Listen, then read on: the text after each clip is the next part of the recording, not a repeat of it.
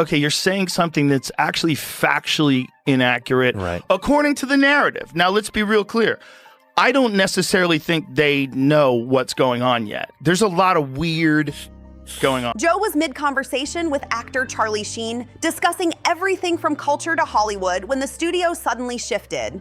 A producer handed Rogan a phone. His expression changed instantly. He froze, looked down, then looked back up with disbelief. So, we just found out that Charlie Kirk got shot, Rogan said quietly, his tone heavy with confusion and shock. The studio fell silent, no jokes, no commentary, just stillness. For a man known for his calmness and rational control, that moment broke through everything. Rogan looked humanly shaken. It wasn't a rehearsed reaction, it wasn't performance, it was the kind of shock you can't fake. This kid had a rifle with a scope. Now, here's where it gets weird. The first images of this rifle with a scope, I swear to God, it looks like he has a composite stock on it. Like it looks like a modern 30-06 rifle. What made this moment so powerful wasn't just the news itself, but the raw humanity behind it. Rogan didn't try to intellectualize or minimize what had happened. He reacted the way anyone would when they're blindsided by something horrifying, with disbelief, empathy, and fear for what it meant. "That's insane," he said after a pause. "This is so scary." His voice wasn't steady. You could hear the weight of it. Because no matter your politics, no matter your platform, when someone is killed, especially someone you've debated, interviewed, or shared a space with, it hits different. The news broke mid-recording, and within minutes, clips began spreading online. The comment section filled instantly, some people expressing heartbreak, others shock, and disturbingly, some expressing celebration. Rogan noticed that too, and it clearly affected him. The realization that people were cheering a murder unsettled him deeply. He leaned forward, looking straight at the camera, and said, "There's going to be a lot of people celebrating this, and that's what's so scary about where we are right now." First of all, there was that one guy who was the decoy. All right, so you got this guy who's an older guy who starts yelling out. Didn't he take his pants down? He took his pants down. This guy was at 9/11. He was at the Boston bombings. All the hits. He called in a fake bomb at another place. And then he did this at this thing. It wasn't about Charlie Kirk anymore. It was about what that reaction revealed about society. In that instant, Joe Rogan, and the man known for long-form conversations and unfiltered opinions, wasn't hosting a show. He was reacting to the state of humanity because this wasn't just a death. It was a reflection, a signal that the divide between disagreement and dehumanization had gone too far. And in that moment, it wasn't about left or right, it was about empathy. Something that, as Rogan pointed out, seems to be disappearing one headline at a time. Before diving deeper into Joe Rogan's reaction, it's important to understand who Charlie Kirk was and why his name carried so much weight in American culture. At just 31 years old, Kirk had become one of the most recognizable conservative voices of his generation. He wasn't a celebrity in the traditional sense. He didn't come from Hollywood. He didn't rely on fame. So somehow or another, this guy has the state of mind that the moment someone gets shot, he yells out and says, I did it, and takes his pants down or something like that. I don't know exactly what he did. Then, ready for this?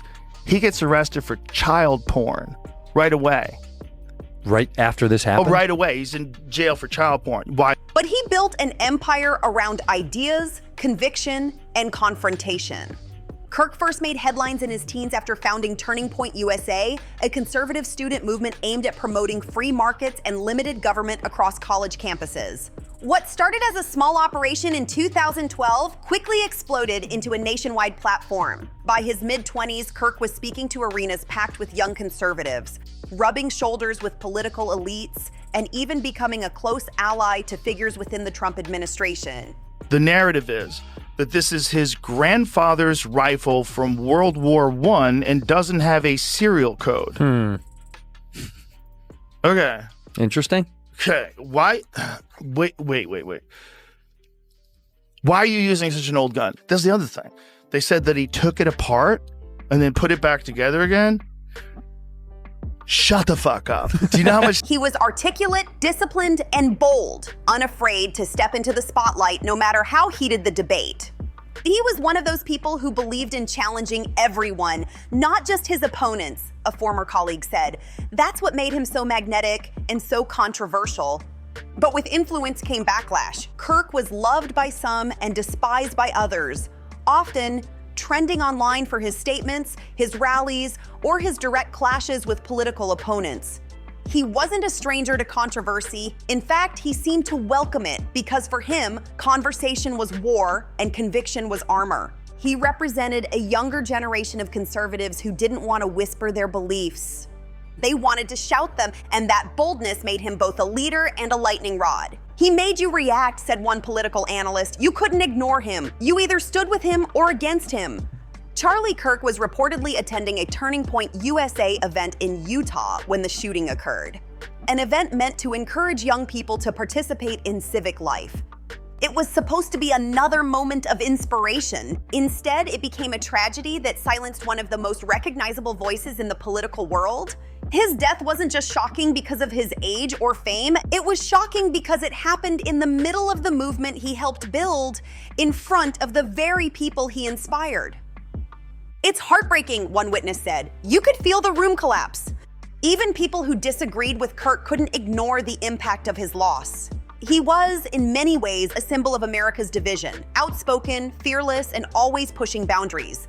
And that's why Joe Rogan's reaction felt so raw. Because this wasn't just about politics, it was about a man, controversial or not, whose voice had shaped a national conversation and whose sudden death forced everyone to stop and think about where we've gone as a society. When the news of Charlie Kirk's death hit during the Joe Rogan Experience, the shift in tone was immediate and unforgettable. For once, the world's most confident podcaster didn't have a take, a joke, or an argument. He had silence, then came disbelief, then anger, then something heavier, grief. Rogan looked up from his phone and repeated the words that would echo across social media. He got shot? Charlie Kirk? The shock in his voice wasn't just about who had died, it was about how it happened and what it said about the moment we're living in. After a long pause, he said softly, "There's going to be people celebrating this, and that's what's so scary." He didn't name names, he didn't point fingers, and he just sat in disbelief that the death of a public figure, someone controversial, yes, but still human, would be treated like entertainment by parts of the internet. That was the real horror for Rogan. You don't have to agree with someone to feel empathy, he continued. You can think they're wrong, even hate their views, but to cheer for someone's death? That's evil. For a man known for fearless debate and questioning everything, Rogan's raw emotion felt rare. He didn't analyze the politics or speculate on motives. He focused on something much simpler, the loss of empathy. You could feel the energy in the studio shift. The casual rhythm of conversation turned heavy, somber, and real. Even Charlie Sheen, usually quick with a quip, sat quietly, visibly stunned. We've crossed a line, Rogan said. People are so divided they forget these are real lives, real people. He wasn't defending Kirk's ideology. He was defending humanity itself. Within minutes, the clip spread across every platform. Millions of views, thousands of comments, people stunned not just by the tragedy, but by Rogan's authenticity. Some wrote, "This is what leadership looks like." Others said, "Finally, someone reacting like a human being, not a brand." Even people who didn't agree with Kirk or Rogan's worldviews admitted the truth. This wasn't about politics anymore. It was about what happens when disagreement turns to dehumanization. For Joe Rogan, that moment was more than breaking news. It was a moral checkpoint. He reminded his audience, and perhaps himself, that no matter how divided we become, there's a line we can't afford to cross. You don't have to like someone, he said, but you should never celebrate when they die. It wasn't loud, it wasn't dramatic, it was human. And that made it louder than anything else he could have said. Joe Rogan didn't stay in shock for long. As the weight of the news settled, he began to do what he does best, reflect, not on politics, not on sides, but on what this moment meant. Because for him, Charlie Kirk's death wasn't just a tragedy, it was a symptom. A sign that America's divisions had grown so toxic, so personal, that disagreement itself had turned into danger. Rogan leaned forward, his voice steady but low. "You're supposed to be able to disagree with people," he said. "You're supposed to argue, debate, talk. That's what freedom is." He shook his head. But now people are so deep in their tribes, they don't even see humans anymore, just enemies. It wasn't a political speech, it was an emotional observation. Because for years, Rogan's podcast has been one of the few spaces where people from all walks of life, scientists, comedians, politicians, and skeptics, could actually talk without filters. And now he was realizing that even that space wasn't immune to the darkness spreading through the culture. Rogan's next point hit even harder. If people are afraid to speak, afraid to have opinions because they might get attacked, online or worse, that's not freedom anymore. He wasn't talking about cancel culture, he was talking about fear culture, the growing sense that words can get you hurt. Charlie Kirk built his career around being outspoken, controversial, and unapologetic. Whether you agreed with him or not, he represented something crucial, the right to speak freely, even when it makes people uncomfortable. And in Rogan's eyes, the moment someone is killed for speaking, that right becomes a battlefield. This isn't about politics anymore, he said firmly. It's about whether we can even survive disagreement. Rogan's reaction resonated because it wasn't just about one man's death. It was about a cultural illness we're all part of. Every angry tweet, every comment thread filled with hate, every digital mob cheering for someone's downfall, all of it feeds into the same machine. He said something chilling, it starts online, but it never stays there. And he's right, it's every gotcha, every viral outrage post, every dehumanizing headline. They build a world where empathy becomes weakness and violence becomes entertainment. That's the world Rogan was mourning that day. Not just the loss of Charlie Kirk, but the loss of compassion. When Rogan finished speaking, there was silence in the studio. Even Charlie Sheen, the eternal joker, sat in reflection. It wasn't about politics anymore, it was about humanity. We've got to stop letting hate be our default, Rogan said finally. Otherwise, this is just the beginning. It was quiet, simple, true. And for millions listening, that message hit harder than any headline. By the time the initial shock passed, Joe Rogan wasn't just reacting anymore. He was processing. And in that process, he turned what began as heartbreak into a challenge. Not to his audience, not to a specific side, but to everyone. Because as he made clear, the tragedy of Charlie Kirk's death wasn't only in the loss of a human life, it was in what it revealed, a society addicted to outrage, indifferent to empathy, and too divided to even mourn together. Rogan's voice steadied as he spoke, his tone less emotional now, but more determined. Every time something like this happens, people just pick sides, he said. They argue, they post, they perform. But no one learns anything. He wasn't wrong. In the hours following the shooting, social media fractured instantly. Hashtags, hot takes, and insults from every direction. Instead of unity, there was chaos. We're losing our humanity, Rogan said. Every death turns into a headline, every headline turns into content, and no one stops to actually feel it. That was his message. Slow down. Remember what it means to care even when it's inconvenient. Rogan didn't ask his audience to agree with Charlie Kirk's politics. He asked them to remember that disagreement doesn't cancel empathy. You can hate someone's ideas without hating their existence, he said. That used to be the point of conversation. He went on to talk about how echo chambers, both political and digital, have turned dialogue into warfare. And that's the root of the problem. People don't listen to understand anymore. They listen to respond, to attack, to win. But in the process, everyone loses something far greater, the ability to coexist. The moment we stop seeing people as human, everything else falls apart, he warned. Rogan's next message wasn't aimed at politicians or the media, it was aimed at us. He talked about responsibility, how the way we consume, share, and react to information directly shapes the world we live in. If you share hate, you spread it, he said. If you cheer violence, you normalize it. We all have a part in this mess. He wasn't preaching, he was admitting, because Rogan himself has seen how quickly the internet can twist words, weaponize clips, and erase nuance. He's been both the critic and the target, and now, faced with real tragedy, he seemed to understand the true cost. He ended his reflection with one simple truth. We can't fix everything, but we can start with how we talk to each other. It wasn't a headline, it wasn't dramatic, it was real. And for a moment, in a world built on noise, that quiet honesty cut through. For the millions who tune into the Joe Rogan Experience, that moment wasn't just another viral clip. It was a reflection A mirror held up to an audience that's used to watching chaos unfold online, usually from a safe distance. But this time, the silence hit different. Because whether you loved or hated Charlie Kirk, what happened to him spoke to something larger, something that affects all of us. We live in a world that feeds on reaction. Algorithms reward anger. Outrage goes viral faster than compassion ever could. And tragedy, especially when it happens to a public figure, has become a kind of twisted entertainment.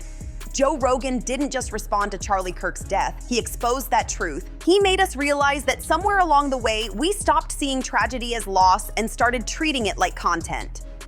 People celebrate death now if it fits their team, Rogan said softly. That's where we're at. That line lingered because it wasn't just a comment, it was a confession. The uncomfortable truth is that this culture doesn't survive without us. Every retweet, every share, every sarcastic comment keeps it alive. And Rogan's reaction forced his listeners to look inward, to ask whether they've become part of the noise. It's easy to point fingers at the media or the other side. It's harder to admit that we feed the same cycle every time we choose to dehumanize someone we disagree with.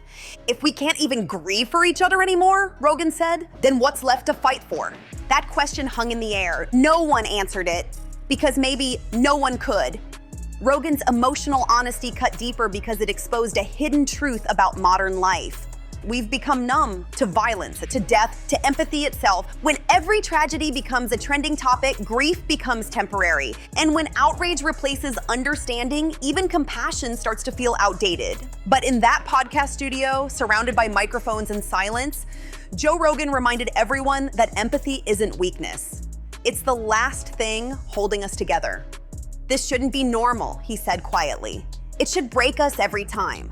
For once, it didn't matter if you were left, right, or somewhere in between, because what Rogan said, what he felt, was universal. It wasn't about politics, it was about people. And if there's one thing that moment taught us, it's that we can't keep consuming tragedy like it's entertainment. We can't build a world on hate and expect peace to grow in it. Rogan reminded his listeners that free speech means more than the right to speak. It also means the responsibility to listen. And maybe that's the lesson here, that healing begins the moment we stop arguing and start hearing. When moments like this happen, the world pauses, not because of who the person was, but because of what their loss reveals about us. Charlie Kirk's death shook people for different reasons. Some mourned him, some mocked him, some didn't know what to feel. But for Joe Rogan, that moment stripped away every label, every belief, and every barrier. He saw it for what it was, the human cost of a world that's forgotten how to care. He didn't turn it into a political message. He didn't assign blame. He just asked a question that echoed louder than any headline. When did empathy become weakness? And that's what this story is really about. Not about ideology, not about one man's fame or controversy. It's about remembering that beneath every debate, every comment section, every headline, there's a life. Maybe that's why Rogan's reaction mattered so much, because it wasn't calculated, it wasn't strategic, it was real. And in a time when authenticity feels extinct, that reality hit harder than any political speech could. This moment, tragic, painful, and raw, reminded us that disagreement doesn't erase humanity, that free speech means nothing if we lose compassion, and that the measure of a society isn't how loud it argues, but how gently it listens when someone falls silent. So what do you think, Hush Hush fam? Was Joe Rogan's reaction a wake-up call the world needed, or just another moment that'll fade when the next headline drops? Let's talk about it below. Like, subscribe, share, and leave your thoughts in the comments. And remember, empathy is strength, not surrender. I'll see you on the next one, only on Hush Hush Fame.